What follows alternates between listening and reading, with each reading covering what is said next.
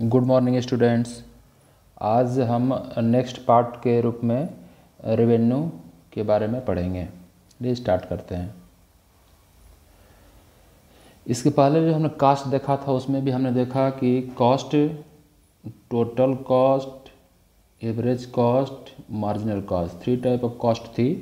वैसे रेवेन्यू भी 3 types of revenue होती हैं। Total revenue, average revenue and marginal revenue. Same concept है, वो कॉस्ट था या रेवेन्यू है।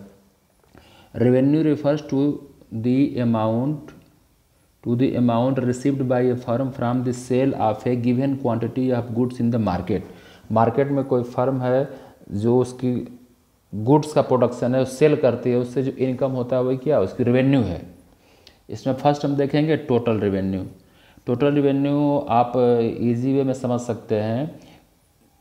कोई फर्म है वो जितनी क्वांटिटी में प्रोडक्शन करती है और उसका पर पीस प्राइस क्या है, दोनों से हम कैलकुलेशन करेंगे तो टोटल रेवेन्यू हम कैलकुलेट कर सकते हैं। सपोज दैट कोई फर्म है वह चेयर बनाती है, 10 चेयर्स उसने प्रोड्यूस किया, उसने 10 चेयर प्रोड्यूस किया और पर चेयर का प्राइस है 100 रुपीज़।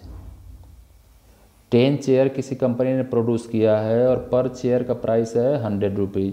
तो 10 क्वांटिटी है, 100 रुपये प्राइस है, 1000 इसकी टोटल रेवेन्यू हो गई। सिंपल कंसेप्ट है, जितना भी प्रोडक्शन होता है किसी कंपनी का, उसको मार्केट में जब सेल करती है तो जो प्राइस पर पीस प्राइस होता है उसके थ्रू हम कैलकुलेट कर लेते हैं कि टोटल रेवेन्यू कितनी है। Q into P, quantity total into पर पीस प्राइस, यह है total revenue.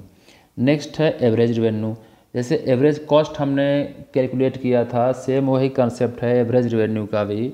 Average revenue refers to revenue per unit of output sold. जो सोल्ड किया जा रहा है प्रोडक्शन, पर यूनिट कितना रेवेन्यू हो रही है, वह है एवरेज रेवेन्यू। सिंपल है कैलकुलेट करने का। टोटल रेवेन्यू जो हमको अर्न करेंगे, क्वांटिटी हमारी कितनी है, कितने पीस हमने सेल किया है, इसे डिवाइड करेंगे तो एवरेज रेवेन्यू की वैल्यू हमको मिलेगी। एक एग्जांपल के थ्रू भी देख सकते हैं। If TR from the sale of 10 chairs is ₹1600, calculate average revenue AR। 10 chairs market में कोई फर्म सेल करती है, उसकी टोटल रेवेन्यू होती है 1600, तो AR कितना होगा, एवरेज रेवेन्यू। एवरेज रेवेन्यू का फार्मूला हमको मालूम है, टोटल रेवेन्यू को क्वांटिटी से हम डिवाइड कर देंगे। टोटल रेवेन्यू है 1600 डिवाइड करेंगे 10, 160। एवरेज रेवेन्यू क्या है, 160 मीन्स पर पीस चेयर का प्राइस कितना हो गया, 160। जो एवरेज रेवेन्यू हमको मिला है, अर्न किया, वो पर पीस प्राइस भी है। प्राइस में अगर चेंज नहीं होता है तो ये पर पीस प्राइस 160 है इसका। Next, AR average revenue and price are the same. Average revenue जो कैलकुलेट करते हैं हम और उस गुड्स का प्राइस सेम होता है। कैसे हम इसको कैलकुलेट कर सकते हैं, हमने देखा कि टोटल रेवेन्यू अभी ऊपर देखा, क्वांटिटी इनटू प्राइस, यह है टोटल रेवेन्यू। इसको अगर हम चेंज करें, यहाँ से हम प्राइस की वैल्यू कैलकुलेट करना चाहें तो price equal to TR divided by Q। Q को हम इधर शिफ्ट करेंगे, P equal to TR divided by Q। और अभी हमने यहीं पर देखा था TR डिवाइडेड बाई Q की मीनिंग क्या है, एवरेज रेवेन्यू। तो ये प्राइस और एवरेज रेवेन्यू क्या हो गए, इक्वल हो गए। तो पर पीस जो रेवेन्यू हो रही है किसी भी कंपनी को जो सेल कर रही है मार्केट में, हर पीस को, हर यूनिट को सेल करने से जो उसकी रेवेन्यू हो रही है वो क्या है, प्राइस भी है। किसी पेन, सपोज दैट 10 चेयर को भी हमने देखा 1600 उसकी रेवेन्यू थी, 10 चेयर सेल किया तो 160 उसका एवरेज रेवेन्यू हुआ। तो एवरेज रेवेन्यू 160 की मीनिंग क्या है, एक चेयर 160 में वो सेल करता है, तो प्राइस भी क्या हो गया, 160 ही हो गया। Average revenue and price are the same, ये दोनों सेम होते हैं, इसमें कोई डिफरेंस नहीं होता है।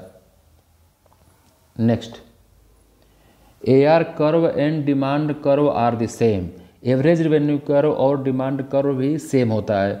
A buyer's demand curve graphically represent the quantity demanded by a buyer's at the various prices. या जैसे हमने पीछे देखा कि प्राइस और एवरेज रेवेन्यू क्या होती है, सेम होती है, वैसे ही एवरेज रेवेन्यू का कर्व और डिमांड कर्व भी सेम होता है।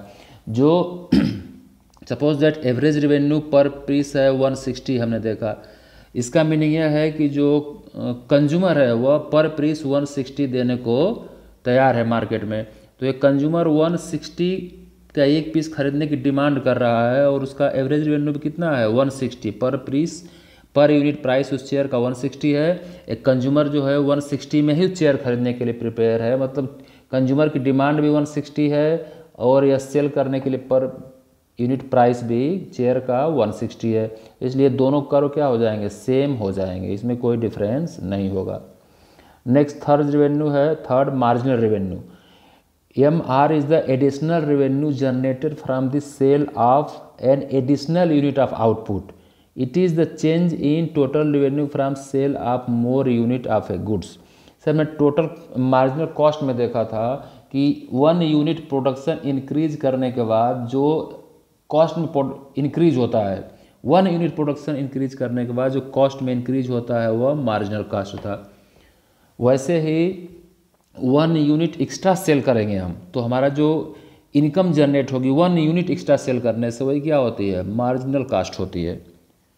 इसको एग्जांपल के थ्रू हम देख सकते हैं। इसका फार्मूला हमने टोटल मार्जिनल कॉस्ट भी देखा था, सेम फार्मूला है, कॉस्ट के प्लेस पर हम रेवेन्यू को रिप्लेस करेंगे। एग्जाम्पल है, if total revenue from the sale of 10 chairs is 1600, 10 chair को सेल करने से 1600 टोटल रेवेन्यू है। And sale of 11 chairs total revenue is 1780। 10 chairs को सेल करने से 1600 इनकम होती है, 11 चेयर को कैलकुलेट करने से 1780 हमको इनकम होती है। तो हमने जब चेयर 1 यूनिट एक्स्ट्रा चेयर हमने सेल किया तो हमारी कितनी इनकम बढ़ गई है, क्या है, मार्जिनल रेवेन्यू।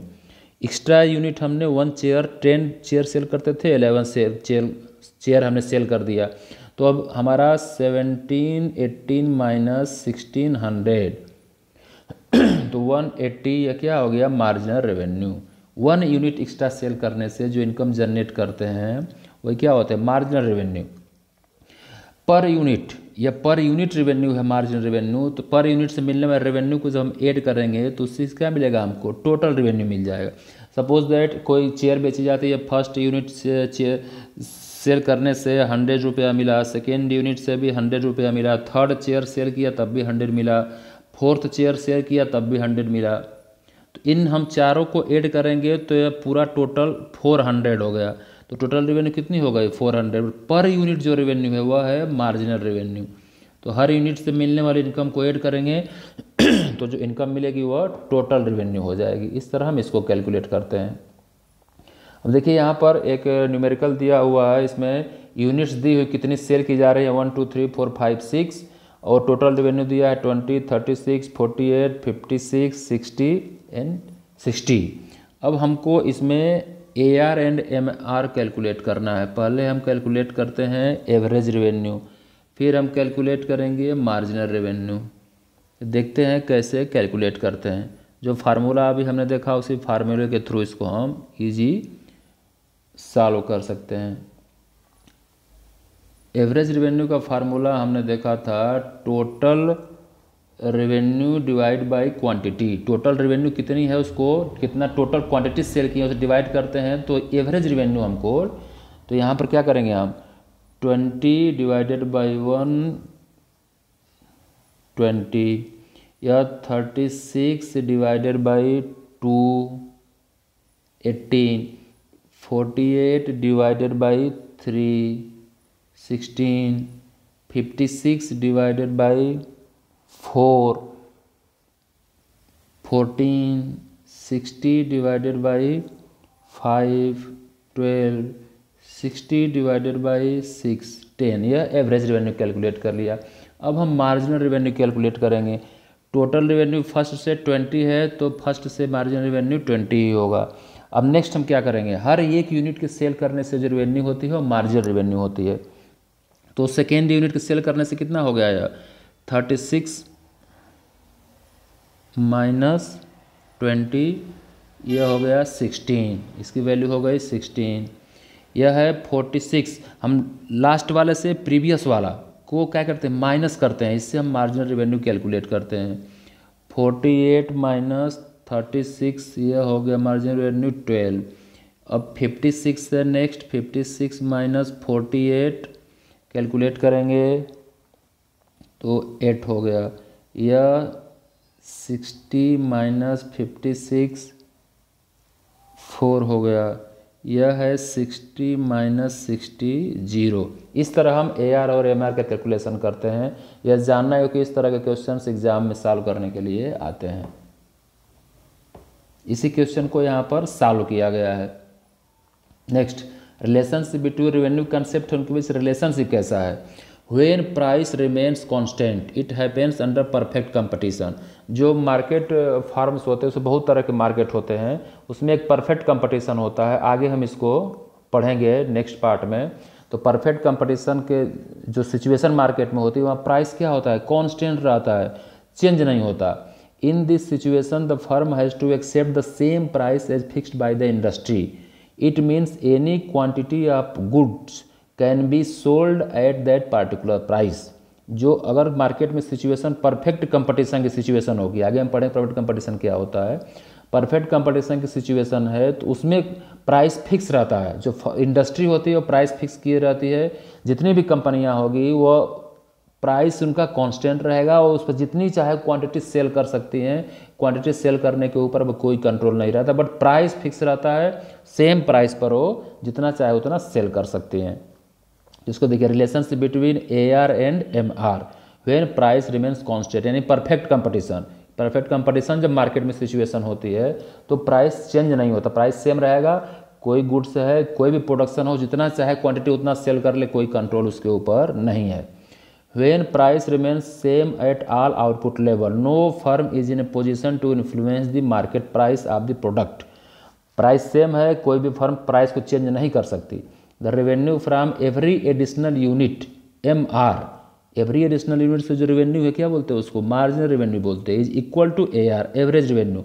एवरेज रेवेन्यू और मार्जिनल रेवेन्यू क्या होंगे, दोनों इक्वल होंगे, इसमें कोई डिफरेंस नहीं होगा।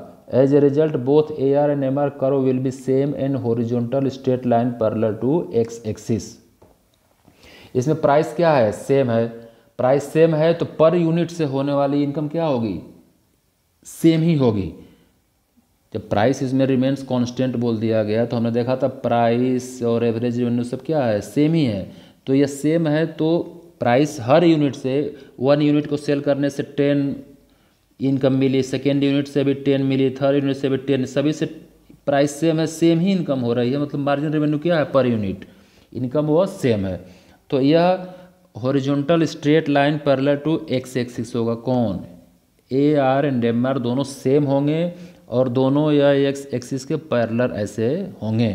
यह क्वेश्चन आपसे पूछा जा सकता है कि मार्केट ऐसे मार्केट कंपटीशन है तो परफेक्ट कंपटीशन हो या जहाँ पर प्राइस क्या हो, कांस्टेंट हो, प्राइस कांस्टेंट हो, वहाँ AR और MR का स्लोप क्या होगा, horizontal straight line parallel to X axis. यह हॉरिजॉन्टल स्ट्रेट लाइन होगा, इसको हम ऐसे बनाएंगे और AR एंड MR क्या होगा, सेम। AR MR इक्वल, दोनों इक्वल होंगे, दोनों में कोई डिफरेंस नहीं होगा। ये जब प्राइस इक्वल होगा तो हर यूनिट से होने वाली इनकम इक्वल होगी, कोई चेंज नहीं होगा। तो AR एंड MR ऐसे इनका स्लोप होगा। Next, relationship between TR and MR when price remains constant, वही सेम है, प्राइस में कोई चेंज नहीं है, MR remains constant, marginal revenue constant रहेगी। पर यूनिट से आप देख सकते हैं, अभी हमने जो देखा एवरेज रेवेन्यू 10 है, 10 है, 10 है, 10 10, MR 10 10 10 10, कोई चेंज नहीं क्योंकि प्राइस सेम है, प्राइस में कोई चेंज नहीं है। टोटल रेवेन्यू जो बढ़ेगी वो सेम स्पीड से बढ़ेगी, +10 +10 +10 +10, ये 10 10 सब इंक्रीज होगी क्योंकि प्राइस सेम है। इसलिए टोटल रेवेन्यू एक स्ट्रेट लाइन ऐसे होगी, टोटल रेवेन्यू इंक्रीज तो होती रहेगी, 10 to 20 30 40 बस सेम स्पीड से इंक्रीज हो रही है, इसलिए टोटल रेवेन्यू की स्ट्रेट लाइन ऐसे होगी। तो यह स्लोप आपको बनाकर प्रैक्टिस करके याद रखना होगा कि जब प्राइस कांस्टेंट होता है मीन्स परफेक्ट कंपटीशन में AR एंड MR का स्लोप एक्स एक्सिस के स्ट्रेट पैरेलल होगा और टोटल रेवेन्यू जीरो से स्टार्ट होगी। जीरो से स्टार्ट होने का मीनिंग यही है कि जब कोई क्वांटिटी सोल्ड नहीं होगी तो यह जीरो होगी। और स्ट्रेट लाइन इसलिए क्योंकि प्राइस कांस्टेंट है, प्राइस में कोई चेंज नहीं है, इसलिए स्ट्रेट लाइन है TR। यह एक होमवर्क है जिसको आपको सॉल्व करना है।